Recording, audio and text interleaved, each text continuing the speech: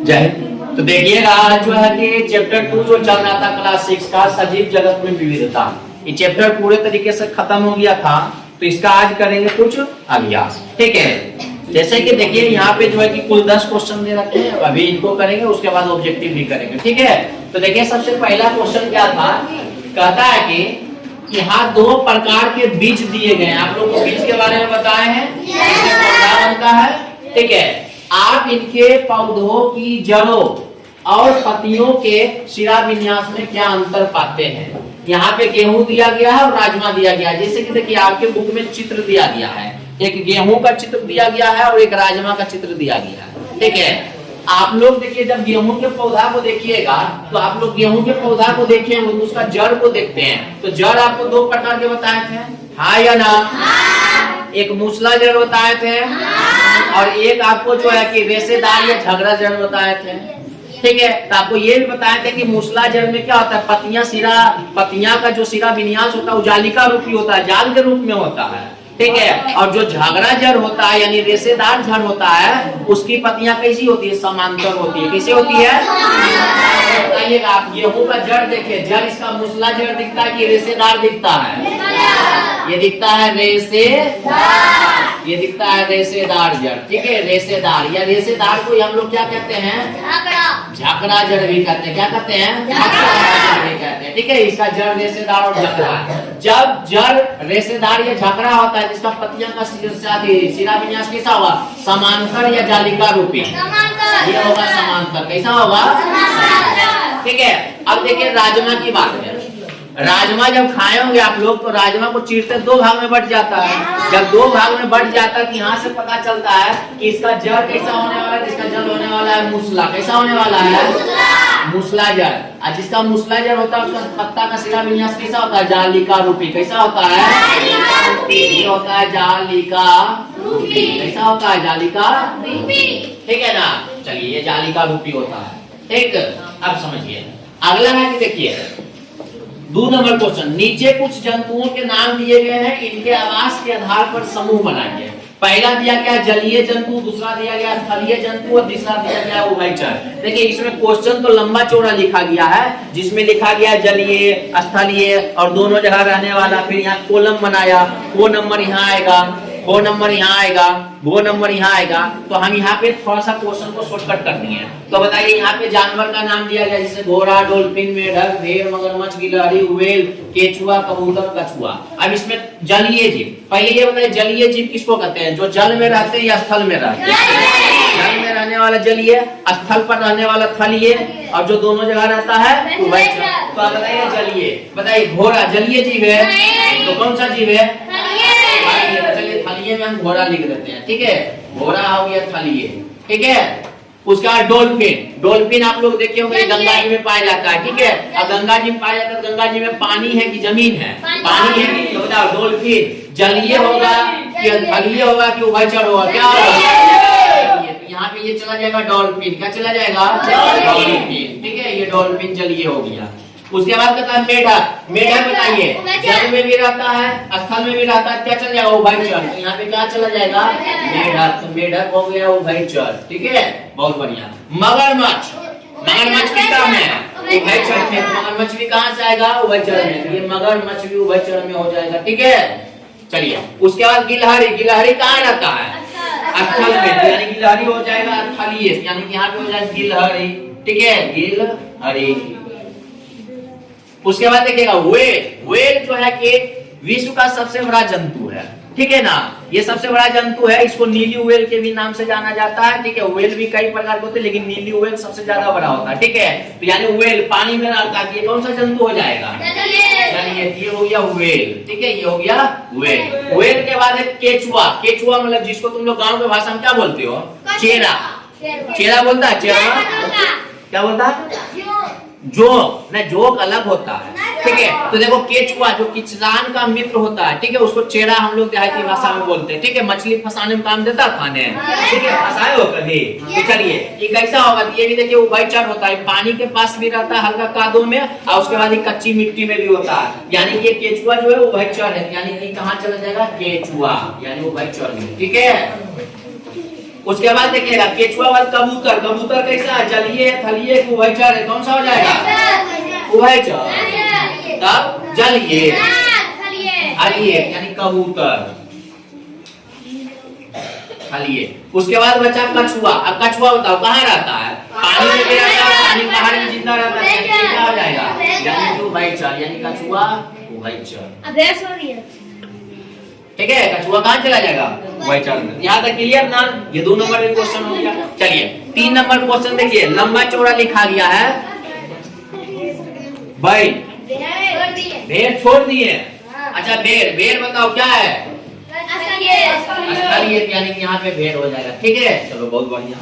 चलिए 3 number question कहता सुनिए, कहता मनु की माँ की एक साग वाटिका है।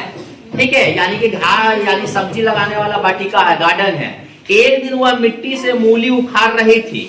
उन्होंने मनु को बताया कि मूली एक प्रकार का जड़ है। मूली एक प्रकार का क्या है, एक मूली को सावधानी पूर्वक देखे और लिखे कि वह किस प्रकार की जड़ है और उसकी पत्तियां में कैसा सीधा विन्यास दिखाई देता है। इसी क्वेश्चन को हम छोटा कर दिए हैं, हम बोले मूली के पौधों में पत्तियां और जड़ों का अवलोकन करें। तो आप जब मूली के पौधों का अवलोकन करते हैं तो उसका पत्ती कैसा दिखता है, समांतर दिखता है कि जाली जैसा दिखता है, समांतर जाली यानी कि कैसा दिखता है जाली। इसका अगर आप देखिएगा तो यानी कि इसकी पत्तियों को देखिएगा तो कैसा दिखेगा, जालिका रूपी। कैसा दिखेगा, ठीक है, यानी इसकी पत्तियां दिखेगी जालिका रूपी यानी जाल के रूप में।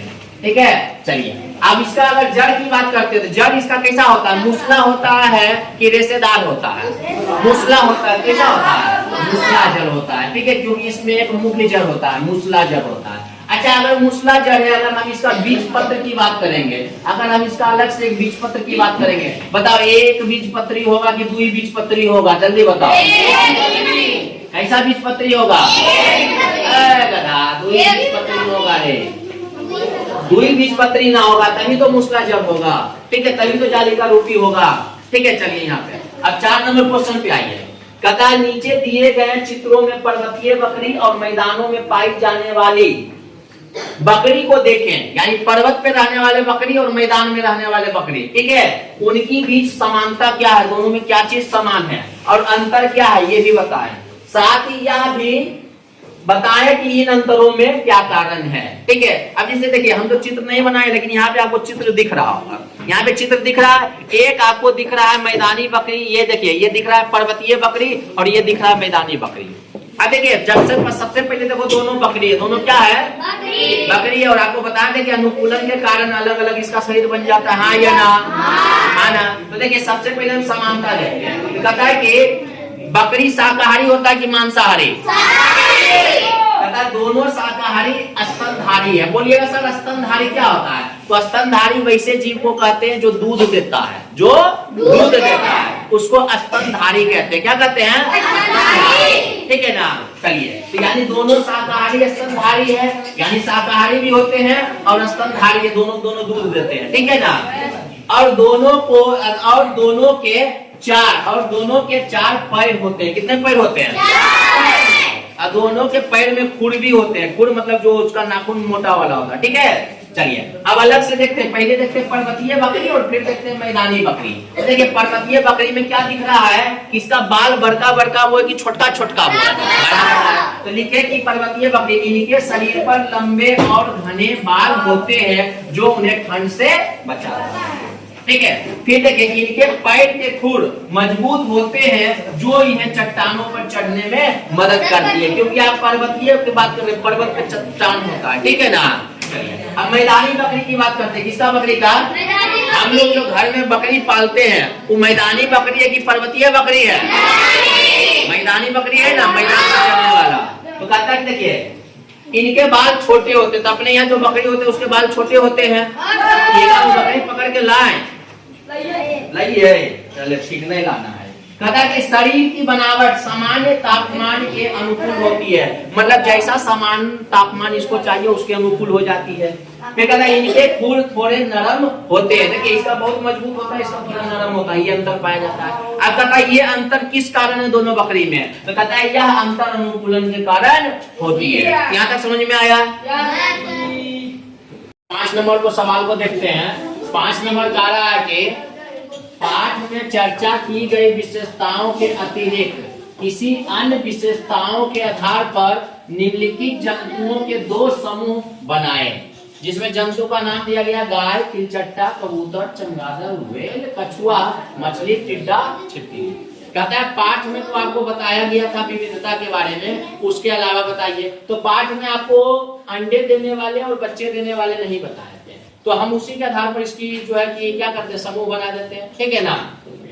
जैसे आपको जलीय, स्थलीय ये सब समूह बताए थे, लेकिन अंडे बच्चे भी नहीं बताए थे।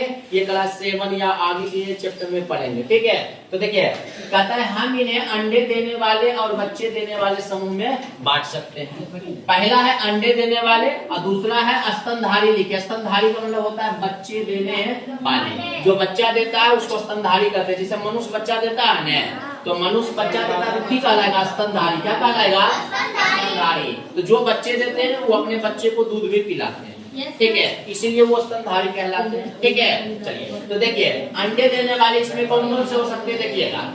गाय बछड़ा देता है कि अंडा देता है, बछड़ा देता है यानी बच्चा देता है, मतलब गाय किस में आ जाएगा, स्तनधारी में। तिलचट्टा क्या देते हैं, अंडे देते हैं, इसलिए अंडे देने में आ जाएंगे। कबूतर क्या देते हैं, अंडे देते हैं। पक्षी क्या देते हैं, तो अंडे ही देते हैं। कछुआ क्या है, उसके बाद चमगादड़, चमगादड़ क्या देते हैं, बच्चे नहीं, चमगादड़ बच्चे देते हैं, चमगादड़ बच्चे देते हैं, इसलिए ये स्तनधारी।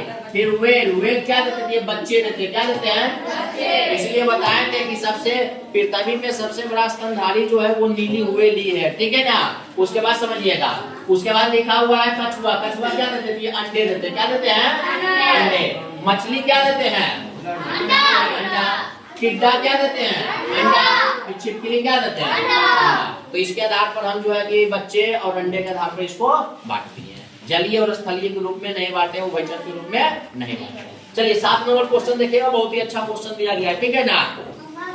लिखा हुआ है कि जनसंख्या के बढ़ने और मनुष्यों द्वारा अधिक सुविधाजनक जीवन की चाह में विभिन्न आवश्यकताओं की पूर्ति के लिए वनों की कटाई की जा रही है। यह हमारे आसपास के परिवेश को कैसे प्रभावित कर सकता है, आपके विचार से हम इस चुनौती का निदान कैसे कर सकते हैं। ये कहता है कि देखो जनसंख्या बढ़ रहा है, जनसंख्या क्या हो रहा है, बढ़ रहा है। अब जब जनसंख्या बढ़ रहा है तो लोग अपना सुख और सुविधा को भी बढ़ाना चाह रहा है। उसके लिए क्या कर रहे हैं, लगातार जंगलों को काट रहे हैं। क्यों काट रहे हैं, जनसंख्या बढ़ रहा है तो लोग रहने के लिए, घर बनाने के लिए जंगलों को क्या कर रहे हैं, काट रहे हैं। तो उससे क्या हो रहा है कि पर्यावरण का संतुलन बिगड़ रहा है। तो इसको हमको बचा के रखना, सुधार के रखना है। तो कहता है यह हमारे आसपास को कैसे प्रभावित करेंगे और इसका समाधान भी बताइए। तो इस क्वेश्चन को ध्यान से देखना कि क्या बताना चाह रहे हैं, ठीक है ना। तो सुनिएगा, लिखे कि वनों की कटाई का प्रभाव और समाधान, यानी इसका कटाई से क्या नुकसान है और इसका जो है कि क्या क्या समाधान हो सकते हैं, ठीक है ना। तो सबसे पहले प्रभाव में देखिए, वनों की कटाई से ऑक्सीजन की कमी हो रही है। आपको पता होगा कि वन में जो है कि पौधे होते हैं, पेड़ पौधे होते हैं। पेड़ पौधे से ही हमारे वातावरण को सबसे ज्यादा ऑक्सीजन मिलता है ना। अगर हम वन को ही काट देंगे, पेड़ पौधे नहीं रहेंगे तो ऑक्सीजन मिलेगा नहीं। जब ऑक्सीजन नहीं मिलेगा पृथ्वी पर जितने भी सजीव है सभी का संतुलन क्या होगा, बिगड़ जाएगा। इसीलिए ऑक्सीजन की कमी हो रही है। दूसरा लिखे प्रदूषण में वृद्धि हो रही है। देखिए वन जो होता है वो प्रदूषण को भी रोकता है। अगर इसको काटते चले जाएंगे तो धीरे धीरे प्रदूषण में भी क्या होते चला जाएगा, वृद्धि होते जाएगा। अनेक प्रकार के जहरीले गैस फैलते जाएंगे और प्रदूषण बढ़ता जाएगा, ठीक है। मिट्टी का कटाव यानी मृदा अपरदन हो रही है। अब देखिए वन होते हैं तो पौधे का जो जड़ होते हैं, पेड़ पौधे का जड़, वो मिट्टी को पकड़ के रखते हैं। अगर मिट्टी को पकड़ के नहीं रखेंगे, कभी बारिश हुआ, बाढ़ आया और वो मिट्टी को बहाकर लेके चला जाएगा, तो उसको मिट्टी अपरदन कहते हैं। इसलिए वन का होना बहुत ही ज्यादा क्या है, जरूरी है, ताकि मिट्टी अपरदन यानी मिट्टी के कटाव से रोका जा सकता है, ठीक है। चलिए अगला, जंगली जानवरों का आवास का विनाश हो रहा है। बताइए जंगल जब आप काट दीजिएगा, पालतू जानवर को घर में भी रख लेते हैं, लेकिन जंगली जानवर को घर में नहीं रख रहे हैं, तो उसका घर छीन रहा है कि नहीं छीन रहा है। तो तो अगर घर छीनेगा तो वो जंगल में जानवर ही नहीं रहेंगे तो जंगल का शोभा क्या होगा, कुछ होगा नहीं होगा। तो जंगल का शोभा तभी है जब वहाँ पेड़ पौधे और जानवर हैं, पशु पक्षियां हैं। ठीक है, चलिए अगला देखा ग्लोबल वार्मिंग का खतरा बढ़ रहा है। ग्लोबल वार्मिंग का मतलब पूरे विश्व के लिए खतरा बढ़ रहा है। कार्बन डाइऑक्साइड की मात्रा, मीथेन की मात्रा बहुत ही ज्यादा बढ़ रही है, इसलिए जंगल का होना बहुत ही जरूरी है। ये सब प्रभाव में इसके, ठीक है। अब उसके बाद आता है समाधान, यानी ये सबसे हम कैसे निपट सकते हैं, इसका समाधान क्या है। तो सबसे पहले कहता है हमें वृक्षारोपण को बढ़ावा देना चाहिए। हमें वृक्षारोपण को क्या करना चाहिए, यानी हमको प्रचार करना चाहिए, प्रसार करना चाहिए, हर जगह कहना चाहिए कि जंगल की कटाई मत कीजिए और ज्यादा से ज्यादा वृक्ष को लगाइए। अगर हम लोगों को शुद्ध वातावरण चाहिए तो आप लोग देखते होंगे, आप लोग सरकारी विद्यालय में अक्सर आप लोगों को देखते हैं अलग अलग योजना आता है कि एक पेड़ माँ का नाम लगाइए। ठीक है, अपने जन्मदिन के दिवस पर जो है कि कम से कम एक पेड़ से लेकर 10 पेड़ तक लगाइए, आपको जितना लगाना है। यानी लोगों को कहता है भोजन मत करवाइए, लोगों को खाना मत खिलवाइए, पार्टी मत कीजिए, लेकिन आप क्या कीजिए, आप एक अच्छा काम कीजिए अपने बर्थडे पे या शादी का सालगिरह पे या कुछ भी हो, उसके लिए आप जाइए और अपने घर के आसपास के गांव में क्या कीजिए, कम से कम कुछ पेड़ को लगाइए। पेड़ लगाने से क्या होगा कि आपको शुद्ध वातावरण मिलेगा, जिससे आपका जीवन आयु बढ़ेगा। समझ में आ रहा है, ठीक है। तो इसीलिए कहता है कि वृक्षारोपण को बढ़ावा देना चाहिए। हमें जहां भी जाते हैं कहना चाहिए कि वृक्षारोपण कीजिए, वृक्षारोपण करने से ही हम लोगों का कल्याण होगा। बात समझ रहे हो, वृक्षारोपण बहुत ही जरूरी है। अगर जंगल ही नहीं होंगे तो जानवर नहीं होंगे, पशु पक्षियां नहीं होंगे, फिर धीरे धीरे मनुष्य पे भी खतरा मंडरा जाएगा। बात समझ में आ रहा है ना, इसलिए वृक्षारोपण जरूरी है। अगला कागज और लकड़ी का पुनर्चक्रण और कम उपयोग करना चाहिए।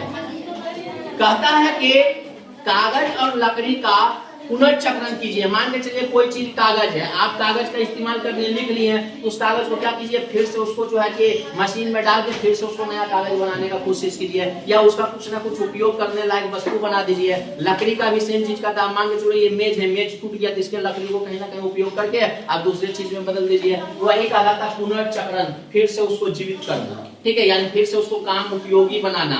ठीक है, और कहता है कि इसका कम से कम उपयोग करना चाहिए। हम लोगों को लकड़ी के चीजों को भी कम से कम उपयोग करना चाहिए ताकि जंगल बचा रहे। ठीक है, चलिए अगला कहता है कि जनसंख्या पर नियंत्रण करना चाहिए। देखिए ये बहुत बड़ी मुद्दा है भारत के लिए, क्योंकि आपको पता होगा भारत में अभी के आंकड़े के अनुसार 143 करोड़ आबादी है, जो कि पूरे विश्व का सबसे ज्यादा आबादी वाला देश है। और यहाँ पे आबादी बढ़ने के कारण क्या हो रहा है, खेत का जो खेती करने योग्य भूमि है, ठीक है, वो धीरे धीरे खत्म हो रहे हैं। वहां लोग घर बना रहे हैं क्योंकि जनसंख्या बढ़ रहा है, लोगों को रहने की आवाज चाहिए। ठीक है, जंगल कट रहे हैं, ठीक है, सुविधा के लिए जंगलों का भरपूर कटाई हो रहा है। इसीलिए कहता है जनसंख्या नियंत्रण बहुत जरूरी है। अगर जनसंख्या नियंत्रण नहीं करेंगे तो आने वाले समय में हम लोगों को बहुत ही ज्यादा मुसीबतों का सामना करना पड़ेगा। बात समझ रहे ना, इसीलिए देखते हैं ना, यानी कि कहते हैं कि जितने भी आजकल नियम बना रहे हैं सरकार कि शादीशुदा लोग ज्यादा से ज्यादा 2 बच्चे ही रखें। ठीक है, पहले का क्या होता था, हम 2 हमारे गिन लो, पता चलता है कोई 7 भाईवा है, कोई 9 भाईवा है, कोई 11 भाई है, कोई 7 भाई बहन है, कोई 14 को भाई बहन है कि नहीं है। तो पहले कितना ज्यादा जनसंख्या बढ़ रहा था, लेकिन अभी धीरे धीरे देखिए किसी का 1 बच्चा है, किसी का 2 है, ज्यादा से ज्यादा 3 या 4 हो रहे हैं, उससे ज्यादा नहीं कर रहे हैं। और आजकल महंगाई भी बहुत ज्यादा हो रहा है, हम लोग उतने ज्यादा जनसंख्या को झेल भी नहीं पाएंगे। तो जनसंख्या नियंत्रण बहुत जरूरी है, बहुत सारी चीजों से संबंधित है। ठीक है, अगर कोई देश विकास करेगा उसके लिए भी जनसंख्या बहुत बड़ा जिम्मेवारी होता है। अगर ज्यादा जनसंख्या है तो देश विकास नहीं करेगा, अगर कम है तो देश धीरे धीरे और अच्छा उन्नति करेगा। ठीक है ना, याद रखिएगा। इसलिए जनसंख्या नियंत्रण करना भी जरूरी है। ये वन वाला समझ लिए। अब आइए 7 नंबर क्वेश्चन पे समझते हैं। कहता फ्लो चार्ट का विश्लेषण करें, इसमें को और खो के कौन कौन से उदाहरण हो सकते हैं। देखिए एक फ्लो चार्ट दिया, बोला कि यहाँ पर पौधा है, उसका बोला हाँ, यानी कहता क्या इसमें पत्तियां होती, कहता है हाँ। फिर कहता है क्या इसमें जालिका रोटी शिरा विन्यास होता है, तो कहता है हाँ। अब देखिए पौधा में पत्ती तो होवे करता है, पत्ती में जालिका तो होवे करता है, ठीक है, यानी कि शिरा विन्यास तो होवे करता है, जालिका नहीं शिरा विन्यास। अब बताओ अब तुम ही लोग बताना कि शिरा विन्यास 1 प्रकार के कि 2 प्रकार के? 2 प्रकार के। एक जालिका रूपी और एक समांतर। तो जो जालिका रूपी है उसको हाँ करना, जो जालिका रूपी नहीं है उसको नहीं। अब देखिए जो जालिका रूपी उसके लिए हाँ है, को नंबर में उदाहरण लिख रहा है, हम को नंबर में लिखे जालिका रूपी शिरा विन्यास, हाँ मतलब जालिका रूपी शिरा विन्यास होगा। तो ये कैसा बीजपत्री होगा? द्विबीजपत्री होगा। जालिका रूपी द्विबीजपत्री में पाया जाता है, क्लियर ना। उसके बाद इसके उदाहरण पूछे जैसे आम, नीम, गुलाब, सरसों, गुड़हल इत्यादि, ये सब जालिका रूपी पत्ते का उदाहरण है। बात समझ में आया? खो नंबर में कहता है नहीं, मतलब जालिका रूपी पत्ती नहीं है। जब जालिका रूपी पत्ती नहीं तो कैसा पत्ती होगा? समांतर पत्ती। कैसा पत्ती होगा? लेकिन जालिका रूपी शिरा विन्यास नहीं, तो लिखे ये समांतर शिरा विन्यास होंगे। और ये एक बीजपत्री पौधे हैं। इसका उदाहरण में मक्का, गेहूं, चावल, घास, केला इत्यादि। तो ये 7 नंबर का क्वेश्चन था। तो यहाँ तक आपको समझ में आ रहा है कि क्वेश्चन में आंसर भी करना बहुत ही जरूरी है, ठीक है। हाँ, क्वेश्चन संख्या 8 देखिएगा। कहता है राज अपने मित्र संजय से तर्क करता है, तर्क मतलब बातचीत करता है, ठीक है। क्या सही है क्या गलत है? गुड़हल का पौधा एक झाड़ी है, संजय इसके स्पष्टीकरण के लिए कौन सा प्रश्न पूछ सकते हैं? देखिए संजय और राज मित्र है, तो संजय राज से कहता है कि बताओ तुम, गुड़हल का पौधा एक झाड़ी है, तो इसको पुष्टिकरण यानी स्पष्ट करने के लिए, ठीक है, तो कहता है कि संजय कौन से प्रश्न पूछेंगे। जैसे आपको झाड़ी के बारे में पता है, ठीक है, तो देखिए कहता है संजय गुड़हल को झाड़ी सिद्ध करने के लिए निम्नलिखित प्रश्नों को पूछ सकते हैं, ठीक है। जैसे क्या इसका तना कठोर है लेकिन बहुत मोटा नहीं है? ये राज से पूछेगा। आप बताइए गुड़हल के पौधा देखे न, नहीं होगा क्या इसका तना कठोर है, तो बोलेंगे हाँ या ना। हाँ, क्या यह बहुत मोटा नहीं होता है? ये भी सही है। आप देखें, अरे गुड़हल का फूल देखे ना, वही वाला दिखाए थे ना आपको। फिर कहता है क्या इसमें शाखाएं तने के आधार से निकलती है? अगर बोला हाँ तो पता चला कि ये झाड़ी भी है, ठीक है। फिर बोले क्या इसकी ऊंचाई मध्यम होती है? तो पता चलेगा कि हाँ इसकी ऊंचाई मध्यम ही होती है, ठीक है। तो इस प्रकार के प्रश्न पूछ सकते हैं। उसके बाद कहता है 9 नंबर क्वेश्चन, तालिका में कुछ आंकड़े दिए गए हैं, मतलब कुछ डाटा दिया गया है, आंकड़ों के समूह के आधार पर इन पौधे के उदाहरण का पता लगाइए। जैसे देखिए खो में लिखा बीज का प्रकार, जड़ का प्रकार। बीज के प्रकार में द्विबीजपत्री, एक बीजपत्री। जड़ के प्रकार में मूसला जड़, झकड़ा जड़। अब इसका कहना है कि द्विबीजपत्री है, इसका जड़ मूसला जड़ होगा। अब इसका उदाहरण बताइए। फिर एक बीजपत्री है, झकड़ा जड़ है, इसका उदाहरण बताइए। तो देखिए उदाहरण यहाँ लिख दिए द्विबीजपत्री का, ठीक है। कहता चना, मटर, आम, सरसों, नीम, ये सब किसका उदाहरण है? ये सब द्विबीजपत्री का। इसका जड़ कैसा होगा? मूसला, यानी एक मुख्य जड़ होगा और साइड से सारे जड़ निकले होंगे। फिर देखिए एक बीजपत्री झकड़ा जड़ का उदाहरण मक्का, गेहूं, धान, प्याज, जौ इत्यादि। अब कहता नीचे में फिर 2 क्वेश्चन है। समूह को के पौधे में क्या समानताएं हैं? कहता है और क्या क्या समानताएं हैं वो भी बताइए। तो लिखिए, देखिए हम क्या लिखे हैं। समूह को के पौधों में अन्य समानताएं, कहता है इनकी पत्तियां में जालिका व शिरा विन्यास होती है। आपको पता है कि जिसका जड़ होता है मूसला, उसका जो है कि शिरा विन्यास पत्ता कैसा होता है? जालिका रूपी। और इनके फूलों की पंखुड़ियां आमतौर पर 4 या 5 के गुणांक में होता है। जब इसका फूल का पंखुड़ी देखिएगा या तो 4-5 के गुणांक में होगा, या तो 4 के गुणक में होगा, या तो